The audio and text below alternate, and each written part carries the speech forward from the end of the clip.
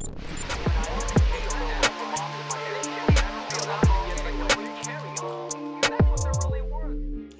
welcome back to another episode of What Cosell is Watching. And this time I kind of do something that hits close to home. The sport of boxing is featured. And this was a 4-part documentary that was put up by Showtime, is now available on Paramount Plus, called The Kings.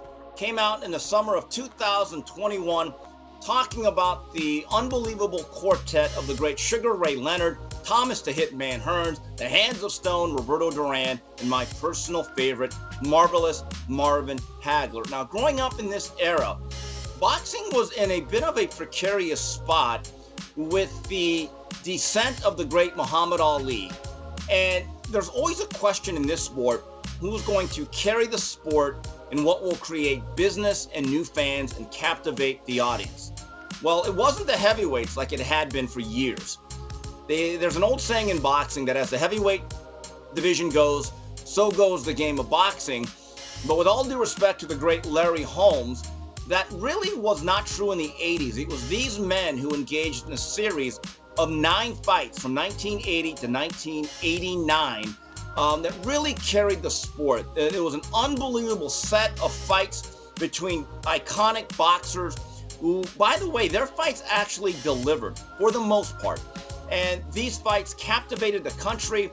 And what I do remember was that boxing was bigger and better and taken more seriously by the general public at that point. I vividly recall shows like the Today Show, Good Morning America, when these fights would actually take place on sometimes Monday, because there really were not the pay-per-view capabilities. So basically back then, some of the biggest fights, believe it or not, would happen on a weekday.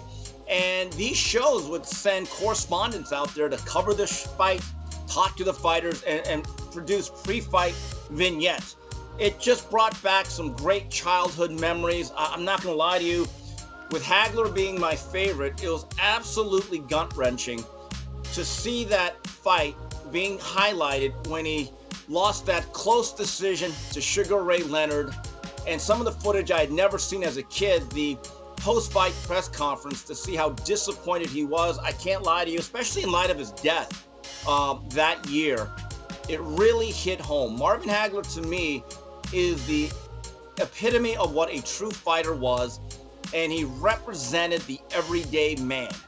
And when he died, I can honestly tell you, it's probably the most emotional I've ever gotten over the death of another man since my father back in 2016. But there's some great footage.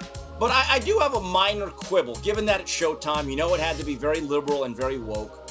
They brought in all these panelists. Some of them were incredibly anti-Reagan. And I don't know if you guys remember this, but right around that time in 2020 to 2021, they produced a documentary on Ronald Reagan, who was the president throughout most of that time. Now, there are several of these people that they brought on. Basically, everything bad that happened in America, even stuff that happened 30 years before, was blamed on one man, Ronald Reagan. And if people were struggling, they blamed it on Reaganomics. If a fighter had a bad time, Ronald Reagan. It almost seemed like they took whatever was left or left off the Reagan documentary, and they said, hey, what do we do with the rest of this anti-Reagan stuff? You know what? Let's stick it in this boxing documentary. Here's the funniest part, and this is the irony, and it's a fact. You can debate me if you want.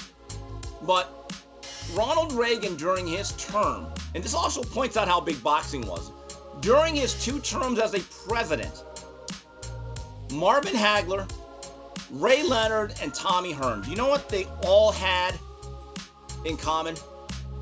They were invited to the White House by Ronald Reagan, and they all gladly accepted. You could look up the pictures. And in fact, Emanuel Stewart, a great friend of mine, God rest his soul, I know for a fact that in his living room at his big home in Detroit, one of his prized possessions is a picture of him and Ronald Reagan in the, I don't know if it was the Oval Office, but it was inside the White House. So I don't know if the fighters themselves really had this anti-Reagan, anti-Republican, anti-conservative bent that the documentary tried to portray. And by the way, these guys made tens of millions of dollars. For them, Reaganomics actually worked. But The bottom line is that the boxers and the boxing was spectacular. It created fans. And these are guys that battled each other and then eventually lifted each other up. It was a special time for anyone in the sport of boxing. And I look at boxing now, I don't know if we have these rivalries. I don't think we have these type of monumental figures that'll be iconic. I actually ask other people that cover the sport, hey, in 35, 40 years, how many of these fighters will we fondly recall? And if you take it another direction, how many of these fighters would be given invitations to the White House? And whatever the version of the Tonight Show with Johnny Carson is today, I don't know who that is, the likes of Marvin Hagler, Ray Leonard were invited to sit right next to Ed McMahon and Johnny. I don't know if any boxer today has that status. I think it says a lot about boxing then and boxing now. So if you like boxing or you're a child of the 80s that's just a casual fan, if you could put aside the forced politics of the Kings, I think you'll enjoy it. So we're going to wrap this up. Here is the Mount Rushmore of the King clashes. Just a personal list of what I believe are the 4 best fights of that series. Number 4, I got to go with the draw. Tommy Hearns, who had heartbreak in some other fights that I'm going to list later. His draw with Sugar Ray Leonard in 1989. Funny story. I thought he won the fight.